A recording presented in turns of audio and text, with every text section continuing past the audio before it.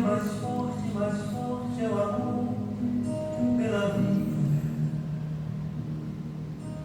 Sinto a brisa que passando vai, cantando paz e alegria.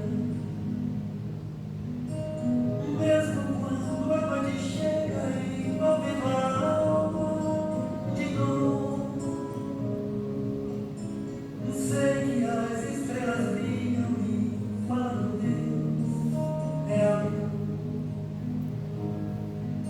Agora é hora de agradecer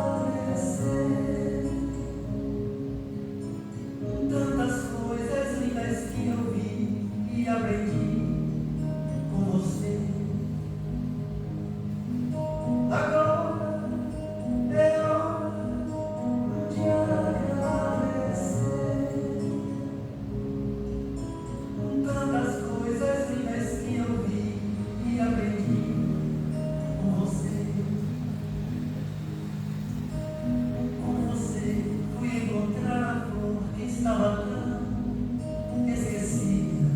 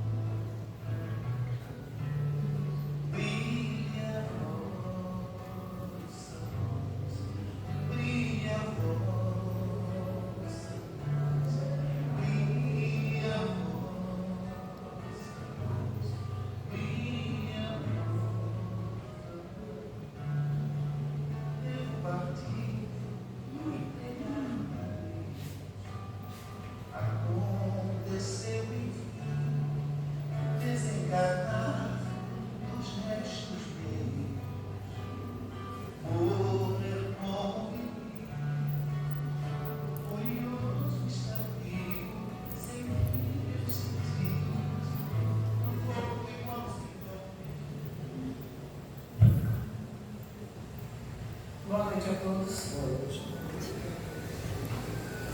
Vamos sentar de maneira confortável, levar nossos pensamentos a Jesus para a gente orar, para começarmos o estudo da noite.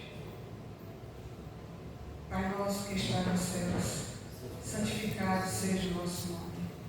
Venha a nós o vosso reino, seja feita a vossa vontade, assim na terra como no céu. O pão nosso de cada dia nos dai hoje.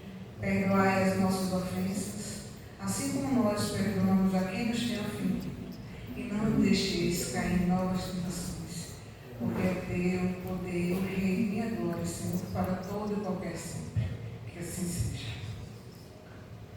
O Evangelho da noite é o capítulo 4. Ninguém poderá ver o reino de Deus se não nascer de novo.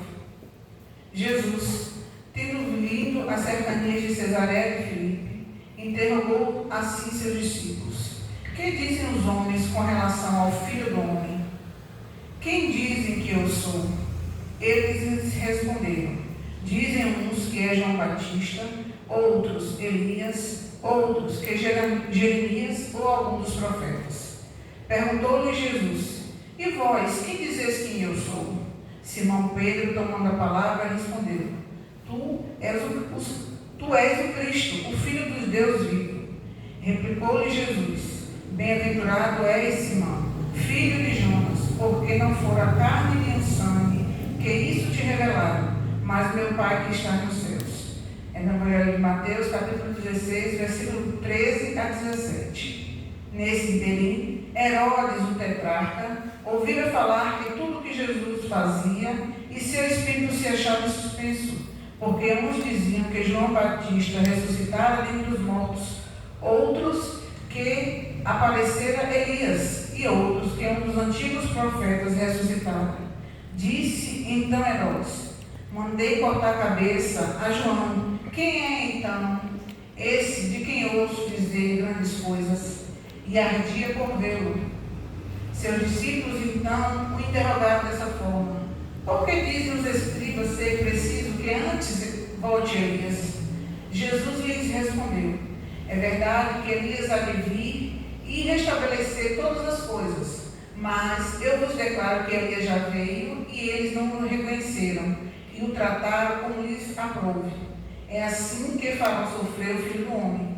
Então seus discípulos compreenderam que fora de João Batista que ele falara. É do Evangelho de Mateus, capítulo 17, 10 a 13, e no Evangelho de Marcos, capítulo 9, 11 a 13. Na doutrina espírita, a gente aprende que o espírito tem diversas encarnações, diversas oportunidades de reencontro consigo mesmo, para experimentar novas oportunidades de recomeço, para se redimir de tudo o que tenha feito de errado antes. Essa primeira parte do Evangelho, esses 6 primeiros capítulos, o primeiro, não vim destruir a lei, significa que é a evolução dos pensamentos religiosos de cada um, um novo modo de ver esse ensinamento de Jesus. O capítulo 2, meu reino não é deste mundo. Ele nos ensina a existência da alma, que são os espíritos imortais, protagonizando uma experiência terrena e não ao contrário. O capítulo 3, há muitas moradas na casa do meu Pai. Ele nos ensina que há a evolução dos espíritos, que nós não estamos estagnados e que não morremos apenas nesse patamar. Que temos oportunidades de novas vivências e novos mundos para que a gente possa continuar crescendo. O capítulo 4, ninguém poderá ver o reino de Deus se não nascer de novo.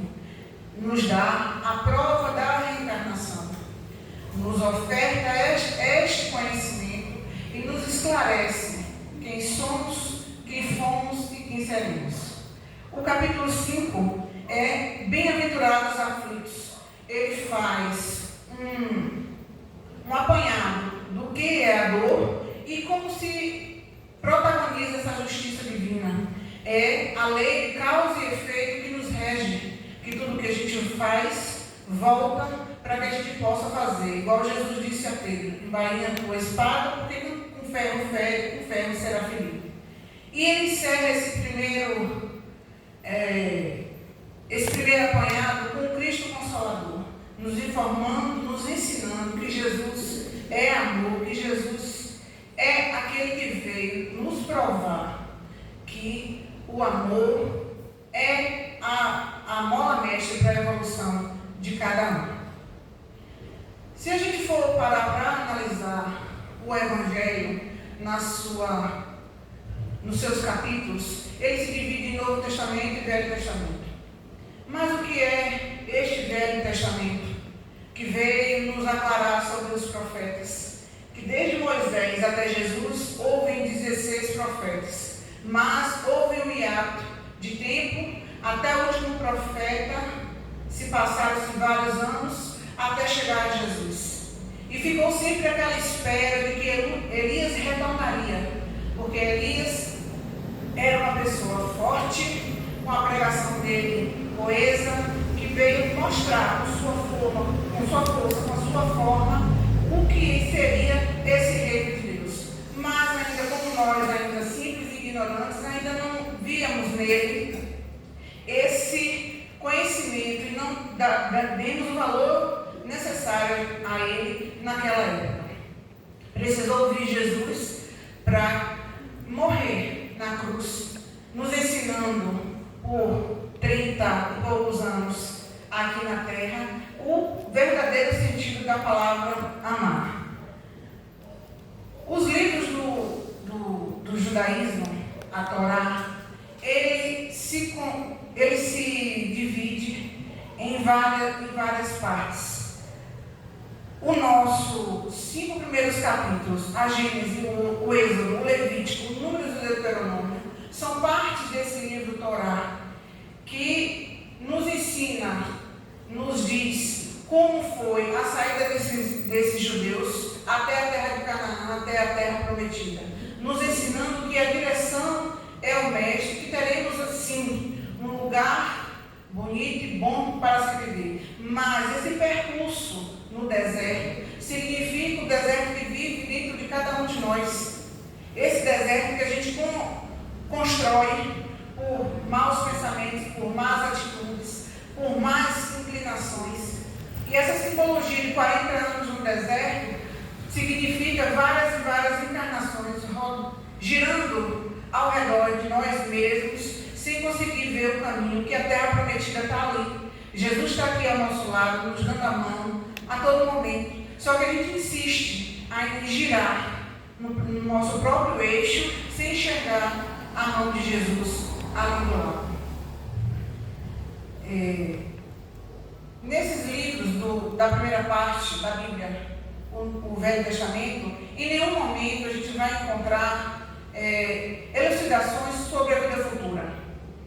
Por quê? Porque eram livros apenas instrutivos e que mostravam a vida desses profetas. Mas a gente não vê se a morte de Abraão cessa-se a missão dele ali.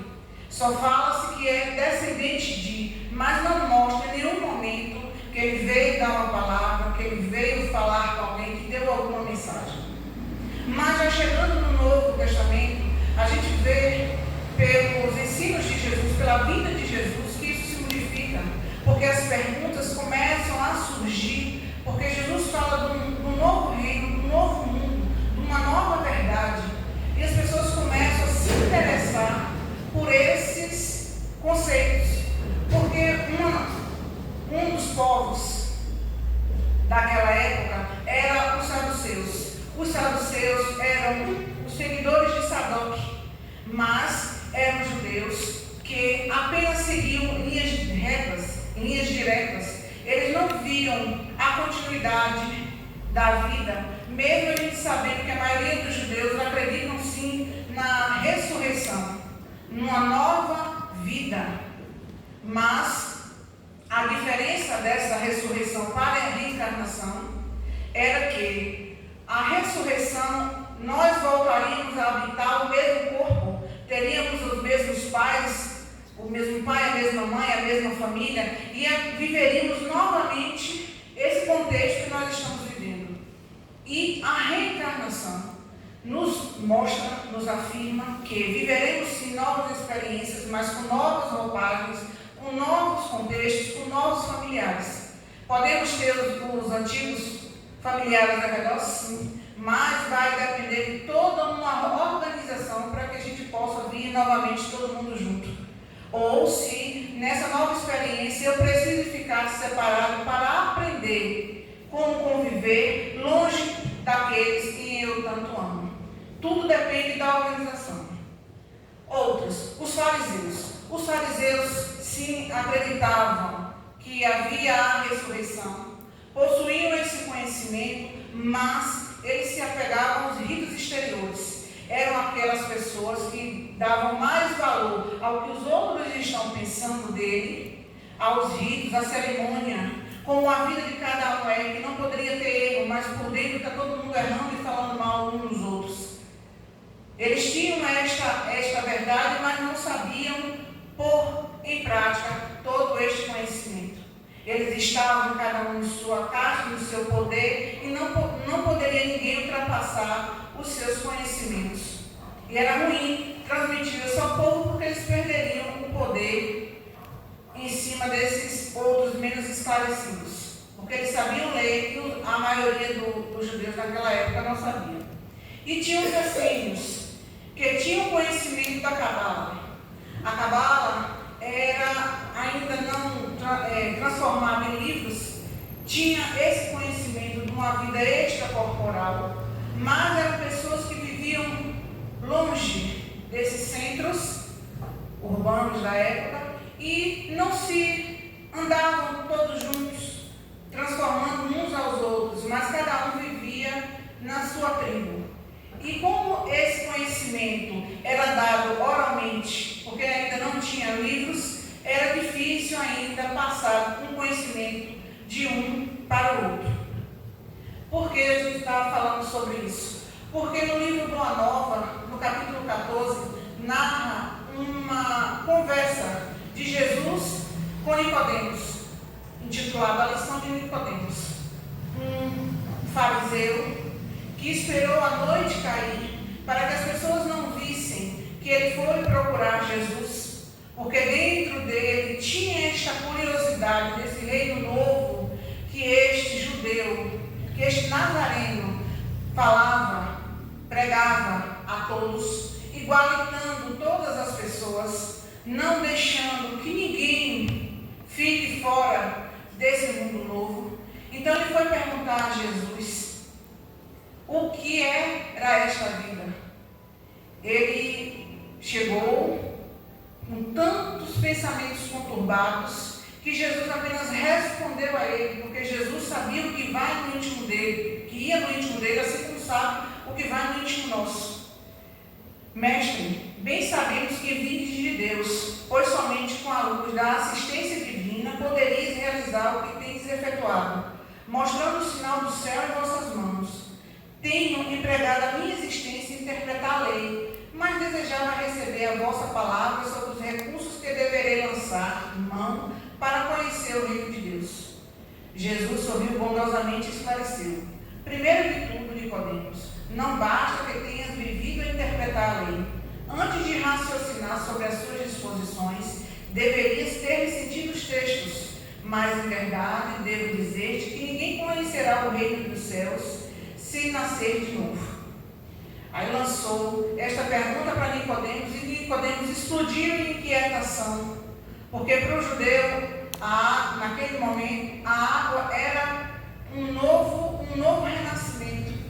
Porque se a gente contextualizar com a época, as aldeias, as tribos, eram próximas de oásis, porque a água é vida. Se não houver água, não tem como alimentar os animais, não tem como eles se alimentarem, então não há vida. Então, para o judeu, a água é símbolo de força, é símbolo de recomeço, é símbolo de renascer. Mas Jesus, sabiamente, esclareceu a ele, porque ele mesmo, conhecedor da lei, Jesus grifa que não basta que ele tenha vivido apenas para interpretar a lei, porque a gente tem esta mania de de dizer que somos sabedores de tudo e a gente não procura ver as nuances que tem no Evangelho para esclarecer realmente o que devemos saber. A gente se acha que está num patamar que não tem mais o que aprender e também não tem o que ensinar. E Nicodemos, nesse momento, se a gente for contextualizar, ele vai à noite. Por que à noite? Porque não precisava que ninguém visse.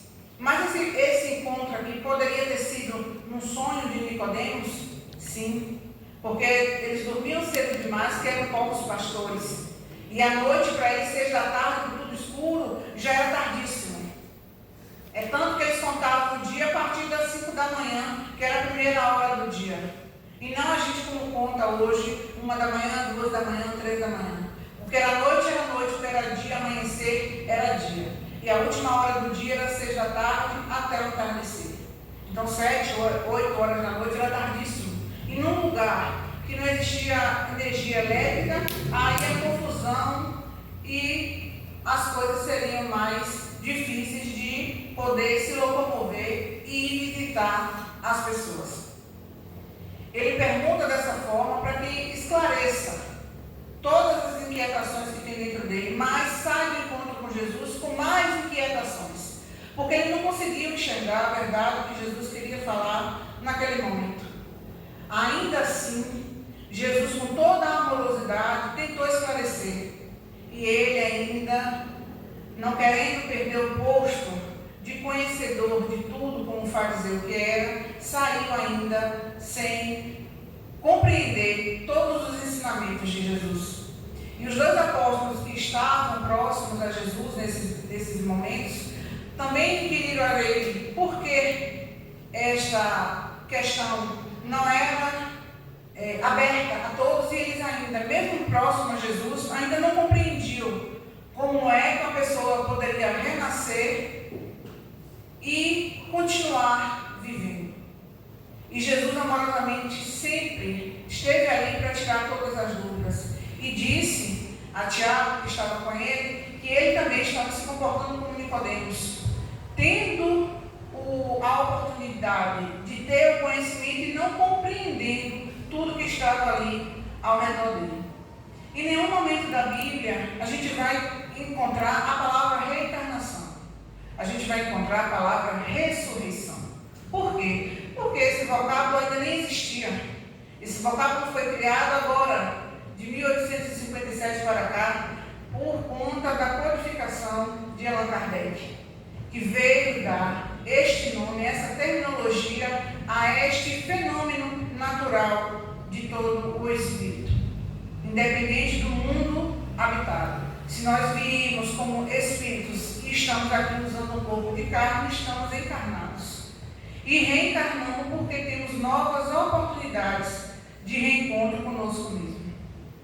Mas aí fica a pergunta: e como é que a gente tem certeza no Evangelho que João Batista era o Elias, que Elias voltou, retornou? O primeiro capítulo de Lucas diz: o anjo chega para Zacarias e fala: olha, tua mulher vai ficar grávida e o menino virá na virtude e no espírito de Elias.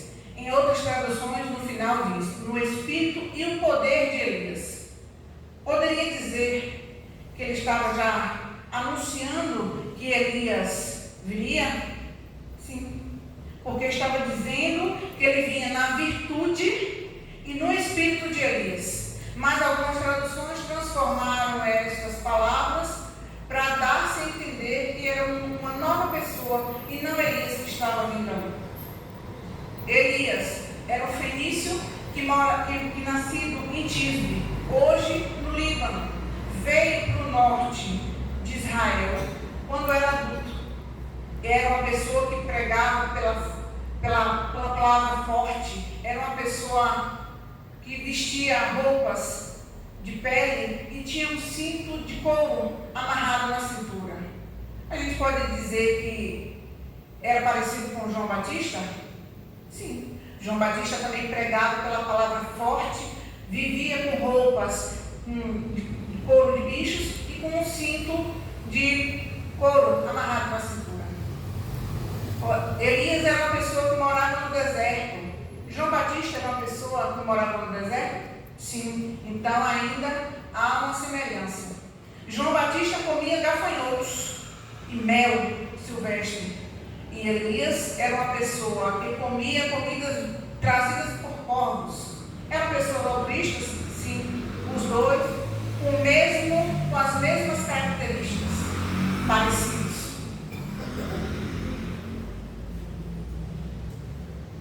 Outra semelhança.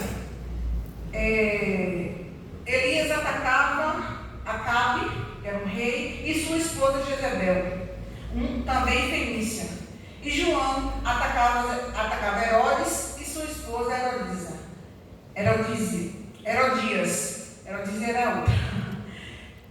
É semelhante ainda à história? Sim. Mas a gente ainda pode dizer que está no campo das suposições, que eram apenas coincidências do que estava a acontecer. Mas, numa segunda passagem no Evangelho, quando Jesus desce do Monte Tabor, os apóstolos perguntam a ele: Mestre, por que os escribas e fariseus dizem que é necessário que Elias venha primeiro? Jesus prontamente responde: Elias já veio, mas não o reconheceram. Então, os discípulos perceberam que ele falava de João Batista. Então, agora, essas semelhanças se uniram. Está ali dizendo que Elias já tinha vindo, e como o evangelista coloca nesta passagem, todos os apóstolos compreenderam que era de João Batista que eles estavam falando. Porque hoje é fácil a gente reconhecer uma outra pessoa. Se eu não souber quem são as filhas de Tia Leninha, se eu procurar nas redes sociais, eu vou achar a foto das meninas dela. Mas naquele tempo, como é que uma pessoa ia reconhecer a outra? Barba, cabelo grande, roupas diferenciadas. Não tinha nome, sobrenome, era filho de alguém da terra de Canaã, da tribo de Jacó, da tribo de Abraão. O sobrenome era sempre de onde ele era oriundo. E a confusão entre os rostos era comum. Mas, nesse momento, os apóstolos confirmam que João Batista era o Elias reencarnado. E começavam a aclarar sua mente sobre a reencarnação. E que a reencarnação, a ressurreição, como eles achavam, era em corpos diferentes. Mesmo ainda eles não tendo a compreensão de todo o fenômeno, de toda esta operação que é para haver a reencarnação, ali estava sendo lançado este conhecimento. Mesmo eles não tendo compreendido 100%, mas havia necessidade de que eles propagassem esse reino de Deus dessa forma tão humana, tão amorosa como Cristo veio ensinar. Mas a terceira passagem no Evangelho que sedimenta de vez essa convicção que João Batista era Elias é no capítulo de Mateus 11, o versículo 14. Jesus dizendo: E se querem saber quem é ele, eu vos digo, ele é Elias que haveria de vir. Jesus confirma que sim, João Batista é a reencarnação de Elias. Mas a gente não vai ver Jesus dizendo: ele está reencarnado. Não vai haver, em momento nenhum do Evangelho, esta frase. Mas ele afirma, confirma, põe ponto final nas dúvidas de todos aqueles ali, naquele momento, deixando para nós esse legado de que sim, a reencarnação existe, plantando ali na semente, naqueles irmãos que estavam ali, nós que estávamos ali naquele momento, ainda brutos e ignorantes, vindo antes de reencarnações, depois filhos de Moisés, porque éramos mais brutos ainda antes de Moisés vir, e Moisés precisava ser firme e forte como ele foi, para nos acalmar e nos mostrar que o Deus é único e não politeísmo como vivíamos na época. Mas, mesmo assim, nós não conseguiríamos compreender essas nuances naquela época. Precisou-se esse espaço de tempo, mais de 16 séculos, entre Moisés e até Jesus, para que a gente pudesse compreender o que era realmente amar e como era realmente amar. Para que a gente pudesse voltar mais amorosos, mais gentis e conseguirmos evoluir de uma forma mais honrada, de uma forma menos embrutecida e de uma forma mesmo mais amorosa. Mas ainda assim, não compreendemos o Cristo porque ele falava de uma forma diferente das nossas vontades. Porque a gente ainda queria moldar ele ao nosso prazer. Porque mesmo estando com Jesus, cada apóstolo seguiu de uma forma diferente, enxergou de uma forma diferente. Judas queria um reino mesmo de armas e guerras, de tesouros. Pedro negou Cristo 3 vezes. João, o evangelista, foi o que mais amou Jesus. Todos amaram, mas aquele que demonstrou um amor mais profundo, que tomou conta de Maria até o último dia, foi o João. E os outros, cada um seguiu de forma diferente, sem lembrar. Teria que auxiliar Jesus naquele momento do suplício, mas cada um com medo também de morrer, de ser pego, de ser preso. Cada um saiu. E se fôssemos nós nesse momento, quem nós seríamos? Aquele que negaria? Aquele que delataria? Ou aquele que fugiria? Para não se comprometer com aquele que veio realmente nos ensinar a amar e nos mostrar que a imortalidade é real e que somos espíritos imortais vivendo essa experiência humana. Aí a gente transforma a pergunta para hoje. Ainda somos esses mesmos judeus de outrora? Quem somos nós hoje? Aquele que realmente confia? Aquele que ainda nega? Porque temos um conhecimento na mão. A doutrina espírita está aí, um manancial de livros. O Pentateuco está aí, nos mostrando a direção a seguir. O livro dos Espíritos com perguntas e respostas, o Evangelho que está destrinchando novos horizontes, novas formas de ver esses ensinamentos. A Gênese, que mostra todo o início de tudo. O livro dos Médiuns, que está aí para nos mostrar como é este fenômeno da comunicabilidade dos espíritos. E o céu e o inferno, que nos mostra os casos de quem poderíamos ter sido ou de quem nós fomos. Exemplos para que a gente possa aprender e não cometer mais esses erros, nos modificar, deixar realmente que o reino de Deus, o amor, possa ser instalado dentro de cada um de nós. Porque no final das contas, no final da vida, a gente não tem um pote de ouro. A gente não vai para esse céu tão fofinho de nuvens fofas com os anjinhos tocando harpas. A gente vai para auxiliar Jesus em novos socorros, um socorro nosso, como pessoa, como ser, e auxiliar o outro que ainda está caído no caminho. Porque Jesus exemplificou sem dar nomes. O único texto que fala o nome de alguém é quando Jesus ressuscita Lázaro.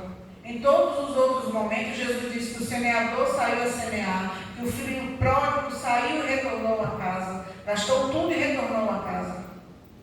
Mas ele dá nome a Lázaro, mostrando que a gente precisa ressuscitar. Aquele caso específico apenas pela catalepsia, porque o coração estava vibrando de tal forma e a medicina na época ainda não conseguia entender esse estado corpóreo. Acreditou-se que Jesus conseguiu fazer Lázaro voltar à vida. Mas é biologicamente ainda impossível um ser humano, eu ia, o coração parar aqui agora e eu ressuscitar daqui a 20, 30 minutos. A não ser que esteja na minha programação, meu coração esteja fibrilando de tal forma que os aparelhos médicos não reconheçam que eu ainda estou viva, apenas no estado catalético. Precisamos acordar ainda quanto é tempo. Precisamos estudar mais. Tem cada vídeo cheio de conhecimento sobre esse capítulo. Jorge Larrafa fala brilhantemente sobre ele. Jorge Larrafa é um ancião. Como eu gosto de contextualizar tempo e espaço, ele faz cada ensinamento, cada cruzamento de informações que nos dá mesmo a direção do que aconteceu naquele momento. A Haroldo Dutra também tem uma roda de perguntas e questões sobre isso, maravilhoso. A internet está aí para nos auxiliar. Vamos usar para o bem, no bem, e não deixar elas apenas nos comandar e a gente ainda ficar cegos guiando cegos. Vamos usá-la para nosso conhecimento, para nossa evolução. É uma ferramenta. Porque hoje nem só livros que a gente tem disponível físico, mas tem os virtuais, que nos dá esse conforto de ler e de ter o que ler. Para a gente não ser aqueles essênios que tinham conhecimento, mas só tinham a condição de falar um com o outro, de passar o conhecimento apenas oralmente. Ou ser aquele ainda fariseu que tinha o conhecimento, tinha as anotações nos papiros, mas não tinham o amor um com os outros. E nem sermos os saduceus, que a gente finaliza a vida aqui agora, acabei de morrer, acabou. Não tem uma nova oportunidade de retorno, uma nova oportunidade de vida, de evolução. Cada um de nós é responsável por si, mas uns auxiliando os outros. O que é que nós estamos dizendo para as nossas crianças? Como é que nós estamos criando? O conhecimento está ficando apenas para mim ou eu estou transmitindo a elas todo este conhecimento? Porque conhecer Jesus é fundamental em qualquer idade. Mas no ser, ainda em construção, é mais importante ainda, porque ele ainda é uma sementinha. E ele vai crescer e evoluir. E evoluir com base nos ensinamentos de Jesus é o melhor possível. Porque às vezes nós estamos enxergando Jesus agora na fase adulta. E é importante que elas também tenham este conhecimento. Não deixar apenas para quando crescer, descobrir Jesus na sua essência maior e melhor. Depende de cada um de nós. Ele veio para nos ensinar sobre a imortalidade da alma e sobre amar. Quando é que nós estamos amando e como é que nós estamos amando? Depende sempre de cada um de nós. E para assim arrematar o nosso conhecimento, Cleiton vai colocar a música para a gente poder se sintonizar mais com esse tema.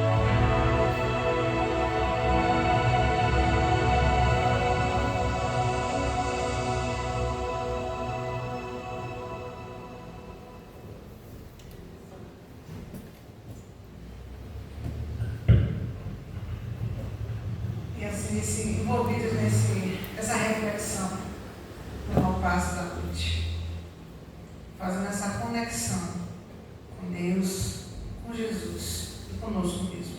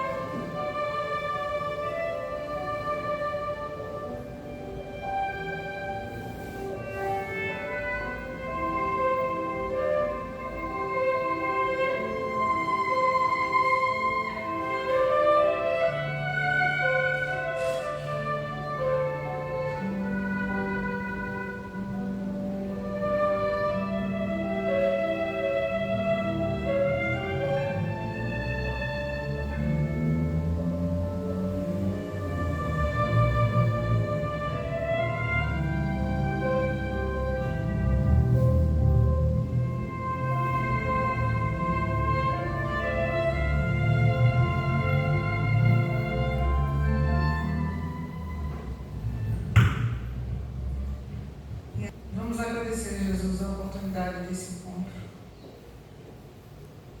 Mestre Jesus, estamos sempre reunidos, Senhor, para ouvir Teu nome, aprender sobre Teus ensinamentos e divulgar com amor, Senhor, tudo o que vieste nos ensinar. Nos guia, nos protege, abre nosso coração e desperta a nossa mente. Que cada momento da nossa vida seja, Senhor, para Te amar verdadeiramente, para Te louvar e para bendizer Teu nome eternamente. Que o Senhor fique conosco hoje e sempre, e por amor ao Teu nome, nós vivemos e retornaremos quantas vezes for necessário. Com Teu amor, com Tua paz, que assim seja.